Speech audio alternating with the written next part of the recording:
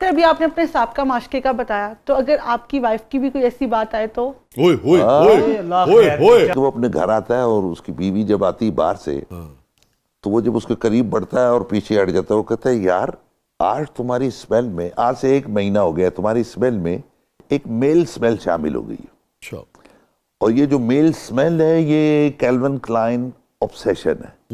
मैं तो लगाता नहीं, तुम्हारे पास है नहीं, तो कहाँ से आई? तो इसका मतलब ये है कि तुम्हारी लव स्टोरी चल रही है। तो चलो आज मैं तुम्हारी लव स्टोरी का भी ना वो निकाल देता हूँ कि तुम किधर वो कर रही हो। और उसके शर्ट से एक वाइट बाल निकालता है, कहता है अच्छा अच्छा अच्छा, ये जिस आदमी के साथ तुम्हारा चल रहा है इसके वाइट बाल है। फिर वो कागज उठाता है, पेंसिल उठाता है और उसका स्केच बनाता है। कहते ये आदमी है जो एंड में वो जो मेन विलन है, फिर उसको जाके पकड़ लेता है यही आदमी। तो तय ये हुआ कि कुछ भी चल रहा हो अच्छे परफ्यूम से गुरेज करना चाहिए।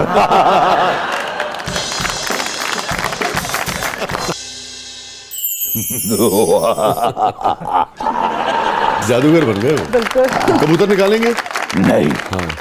इस बार इस संदूक से मैं भूल गया हूं क्या निकालना है। कुछ ना कुछ निकालूंगा। मेरा मतलब कि इस बार संदूक से मच्छर निकले और आपको डेंगू भी नहीं होगा। 1 मिनट जगह लेने दो, अब उठाओ।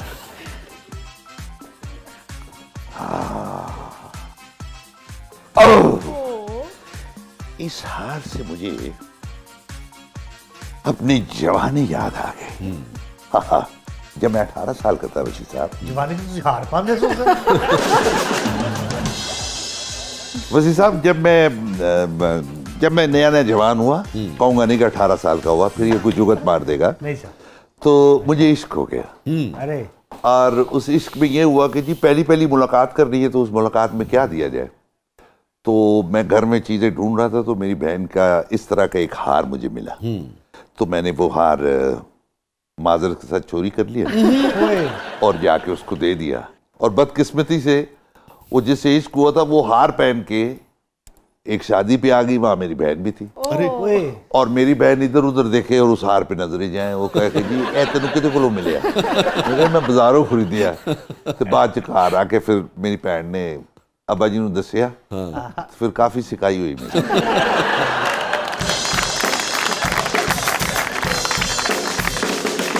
कोयटा का वाकया? ਇਹ कोयटा का वाकया। ਤੇ ਉਹ ਤੋਹਫਾ ਫਿਰ ਗੱਲ ਪੈ ਆਇਆ ਤੇ ਹੁਣ ਇਹਨੂੰ ਰੱਖ ਦਿੰਦੇ ਆ, ਗੱਲ 'ਚ ਨਹੀਂ पाते। तो फिर उनसे आपकी शादी हुई कि नहीं हुई? बस हुआ। ये कुछ अलमियत थे उस दौर में, इश्क होते थे। अच्छा, सिंसियरिटी नहीं थी मेरी तरफ से। तो बहुत हर जाइए आदमी आप। नहीं हाँ, मतलब रोल भी ऐसे ही किए हैं आपने माशाल्लाह। हाँ, वो मसला ये होता था कि मैं जरा सेंसिबल आदमी था। तो मैं ये देख लेता था कि यार शादी के बाद जो प्रॉब्लम्स होंगे, जो ख्वाहिशात फीमेल की होगी, वो मेरी तरफ से पूरी ना हो सकी, तो बजाय जुतियां खाने तो नाच जाओ, तो मैं दौड़ जाता था।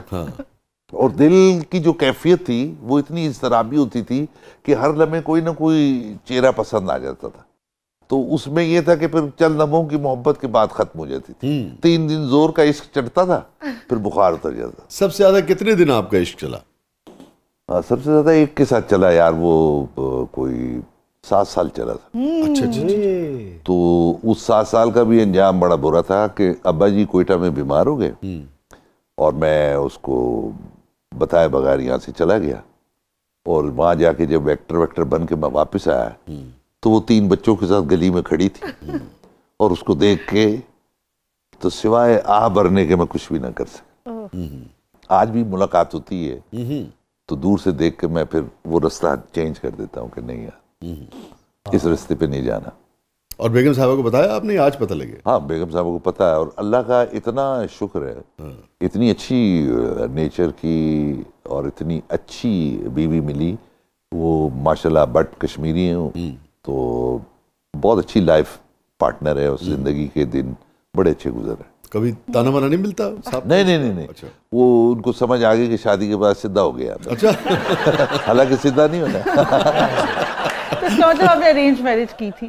हाँ बिल्कुल। ये आप आज के दौर में मेरी माँ ने पसंद किया, रिश्ता हुआ, मैंने ना उनको देखा ना उनसे बात की। और मैंने माँ से ये कहा था कि मैं कहा माँ तेरा एडा रंगीन मिजाज मुंडा कितने माठी हुई तो मैं दौड़ जावांगा शादी हाल तो। लेकिन जब वो माशाल्लाह एंटर हुई तो मैंने कहा यार मेरी माँ की चॉइस अच्छी है। अच्छा, वाह, नहीं, अल्लाह ताला आपको खुश रखे। तो अभी आपने अपने साबका माशके का बताया, तो अगर आपकी वाइफ की भी कोई ऐसी बात आए तो? ओए ओए ओए ओए ओए, बेटा की है ना आज भी नस्ल जड़ी है ना, इन्होंने सवालात देखो यार नहीं, मैं बिल्कुल माइंड नहीं करूंगा। देखो वो भी मेरी तरह के इंसान है और देखो मर्दों को भी आप गुरेज ही करना चाहिए। हाँ, औरत का भी दिल है, अगर वो उसकी भी आंख किसी पे टिक रही है तो इसमें कोई बुराई की बात नहीं है। लेकिन मसला ये है कि मेरी 100 जगह टिक के भी वो मेरी जीवन साथी है, उसकी भी अगर कहीं टिकी है तो वो मेरी जीवन साथी है। तो मैं शाह साहब जब शादी हुई तो मैं ना अपना मोबाइल घर छोड़ के शूटिंगों पे चला जाता था। तो मेरी बीवी ने 6 दिन के बाद मुझे कहा कि मैंने कोई शक नहीं है, ले जाओ, इसलिए कि तुम बेहतरीन जिम्मेदार आदमी अपनी फैमिली की जिम्मेदारी निभाते हो, तो मैंने कोई एहो जिहा कोई शक नहीं। फिर जो उन्होंने गाड़ी में मोबाइल रखा था वो बेच दिया। ये कहानी के सिवा कुछ नहीं।